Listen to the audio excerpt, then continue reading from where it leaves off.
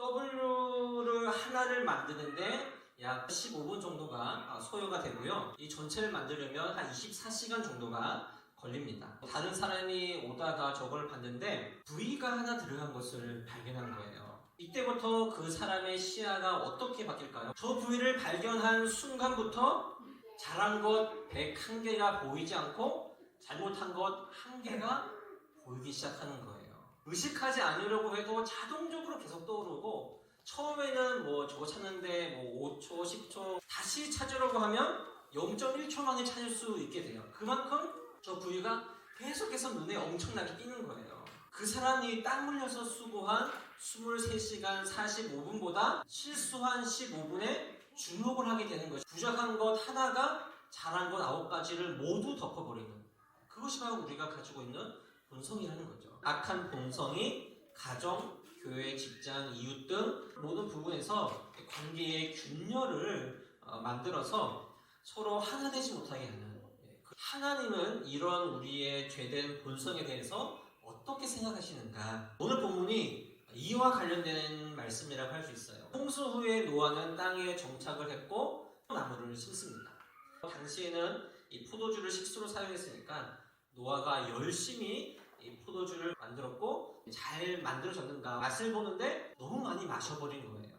벌거벗은 채로 대자로 뻗어서 누워버리는 이런 일이 발생했습니다. 노아의 둘째 아들인 함이 장막에 들어갔다가 아버지를 발견하는데, 자식이라면 입고 있는 옷을 당장 벗어서라도 그것을 가려줬어야 하는데, 함은 아버지의 수치를 뚫어지게 쳐다보았고 다른 형들한테 말하면서, 그 형들한테만 살짝 말했겠어요. 반면 이 소식을 들은 첫째 셈과 셋째 야벳은 뒷걸음질 쳐가지고 덮고 다시 이제 앞으로 나오는 거예요. 셈과 야벳은 어떻게 해서든지 아버지의 허물을 덮어주기 위해서 노력했다는 거예요. 노아가 정황을 들으니까 보통 일이 아니거든요. 함에게는 저주를 내리고 셈과 야벳에게는 축복을 내립니다.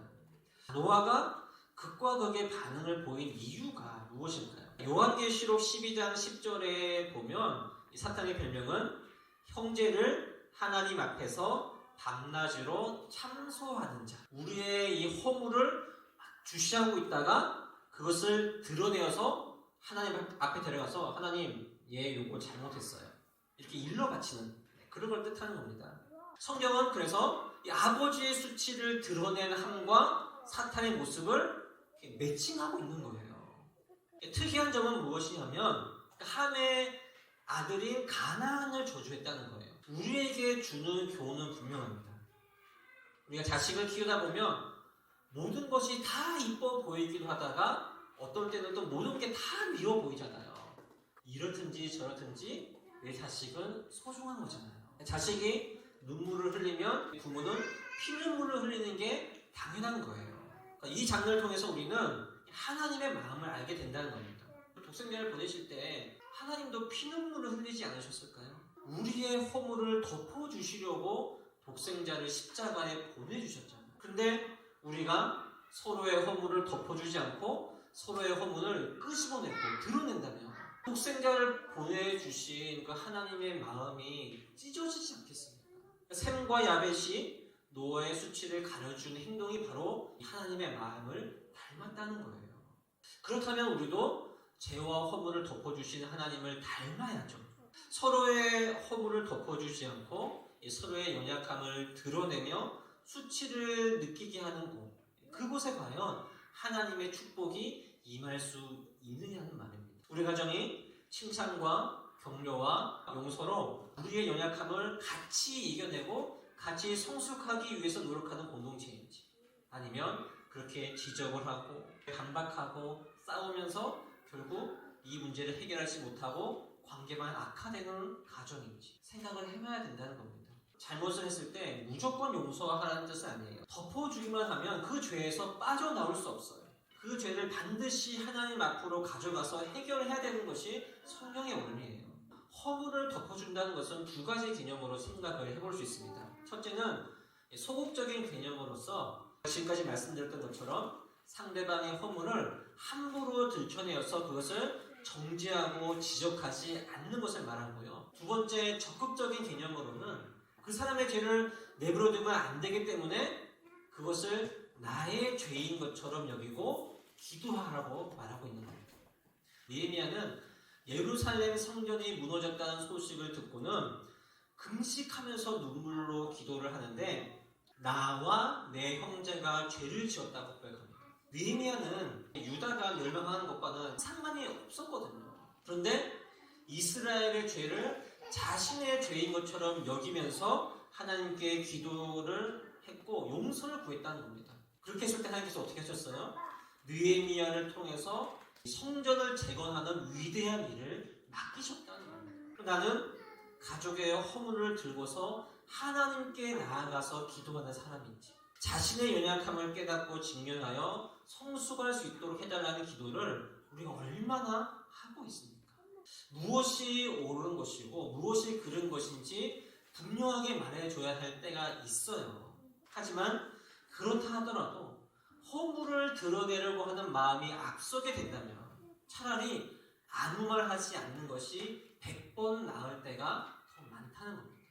서로의 연약함 지적했을 때 대부분의 경우가 싸움이 나거나 상처받거나 그냥 무시해버리거나 냉전 상황이 되거나 아니면 속으로 너나 잘하세요. 무엇보다 중요한 것은 내가 그것을 고치려고 하는지 아니면 상대방의 잘못을 내가 아니라 하나님께 가져가서 하나님 이 부분을 고쳐주십시오. 사람이 할 수 있는 부분이 아닙니다. 하나님께서 나의 남편을, 내 아내를, 우리 자녀를 변화시켜 주십시오.